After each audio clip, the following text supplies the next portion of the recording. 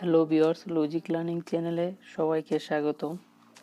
আজ একটি গুরুত্বপূর্ণ ভিডিও নিয়ে হাজির হলাম। তো টিউটোরিয়ালটি হলো তোমরা কিভাবে তোমাদের অ্যান্ড্রয়েড ফোনে অটো অ্যাপস আপডেট বন্ধ রাখবে।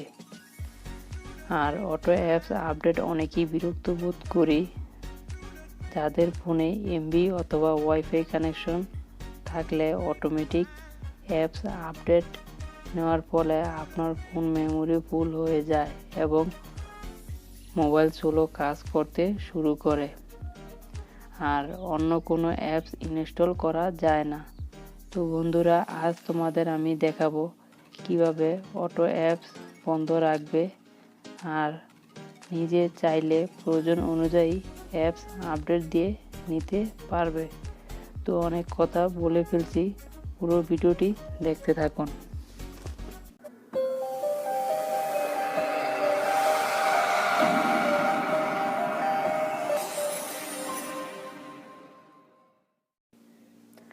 সর্বপ্রথম যে কাজটি করতে হবে সেটি হলো আপনার প্লে স্টোরটি ওপেন করে নিতে হবে।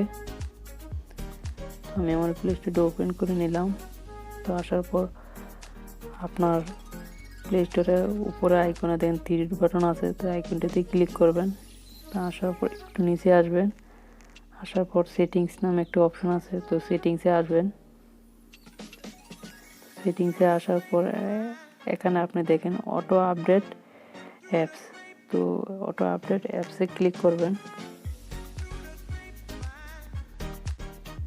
তো অটো অ্যাপস আপডেটে আসার পর এখানে 3টি অপশন আছে দেখেন। উপরে যে অপশনটি আছে ওভার এনি নেটওয়ার্কটি যদি সিলেক্ট করে রাখেন তাহলে আপনার মোবাইলে যখন ডাটা ওপেন করবেন, তো ডাটা চালু করার পর যখন আপনার এমবি থাকবে তখন ওই এমবি কেটে নিয়ে অ্যাপসগুলো অটোমেটিক আপডেট নিতে থাকবে। তো সকল অ্যাপস এভাবে আপনার আপডেট নিয়ে এমবি শেষ করে ফেলবে। Number 2, over wifi only. যদি আপনি ওভার ওয়াইফাই অনলি টিক দেওয়া থাকে তখন আপনি যখন ওয়াইফাই কানেকশন দিবেন তখন আপনার প্লে স্টোরের বা আপনার মোবাইলের সকল অ্যাপগুলো অটোমেটিক আপডেট নেওয়া শুরু করবে। নাম্বার 3, যেটা আপনার ডন্ট অটো অ্যাপস আপডেট।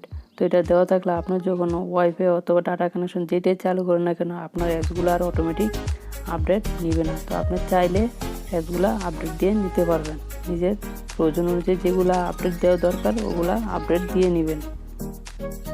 তারপরে সব কিছু ওকে হলে আপনার ডানে ক্লিক করে দিবেন। তো বন্ধুরা, এই ছিল আজকের মতো। ভিডিওটি ভালো লাগলে অবশ্যই একটি লাইক দিয়ে যাবেন, কমেন্ট করবেন। প্লিজ সবার আগে ভিডিও পাওয়ার জন্য চ্যানেলটি সাবস্ক্রাইব করতে ভুলবেন না। Thanks for watching my video.